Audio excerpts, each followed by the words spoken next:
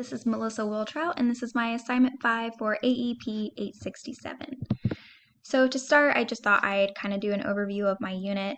Essentially, my primary goal was that students could send a professional email to their teachers. There are a variety of reasons for why I teach this unit. I like teaching it. I think that it's really important, but admittedly, it is also frustrating to get an email where the whole email is in the subject line. So we're trying to kind of stop that behavior and then help them with something that they will use in life.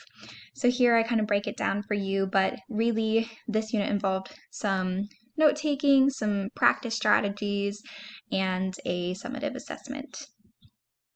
So my unit, I believe, mostly is able to help students understand the topic.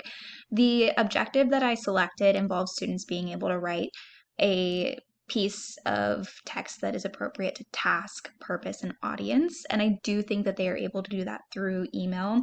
Now, obviously, they will not master this standard in this very small unit. And I do teach this at the very beginning of the year, but I think it's a step in that direction.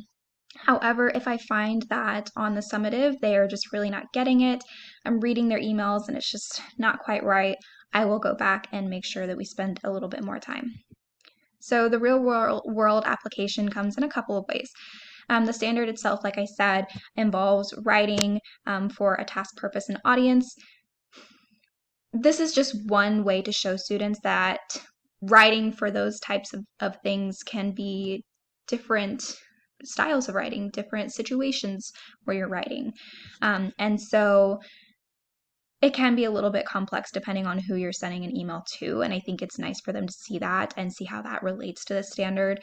For instance, if you're writing to your boss, that is a little bit more complex than if you're writing to your best friend.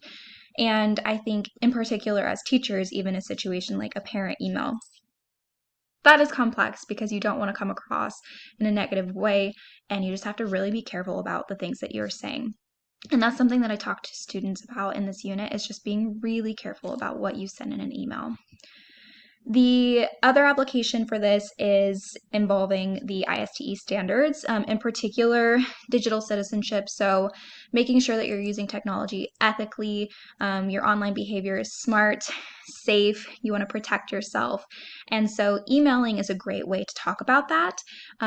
You don't want to send messages, pictures, videos to the wrong person. That would be potentially catastrophic, but also you don't want to abuse that power. So it's all about learning how to be smart.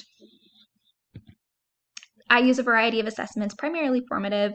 I could use more. This was a rather short unit, but in addition to these assessments, I am constantly circulating my classroom, answering questions, helping students, giving them feedback, and just kind of gauging where they're at in the moment.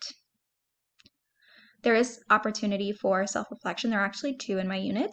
The first is the very first day they complete an exit ticket on Google Classroom, and then the second is the third day, and they use this evaluation form that they actually had used the prior day on emails that I created, and they look at the conversation they have with their peer. They decide, did I do this? Yes. Did I do this? Yes. They go through that checklist and then essentially end by evaluating their success. Like, should I have made changes to what I sent in these emails? Why or why not?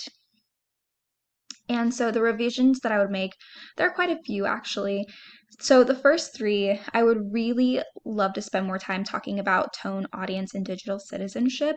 I kind of just quickly talk about these things when I teach this unit because there's not a lot of time, but I would like to spend a day for each of these topics.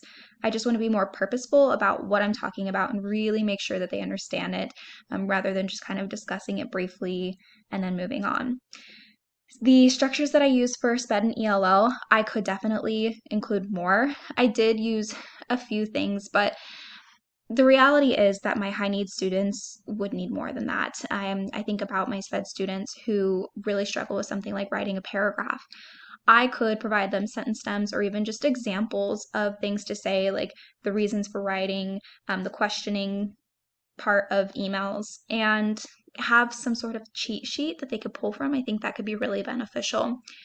The video that I selected was generic. I could probably record my own so it's more specific. And then the last two up here had suggested I change the grading on my rubric, which I think is a smart decision to make. And lastly, from our reading this semester, the research about e-learning, I just really want to be careful about the graphics and the backgrounds that I choose so that my students are focused on my learning and not on all these distractors. So I would make some slight changes with that. Here are my references. Thank you so much for watching. I enjoyed this unit. Have a great day.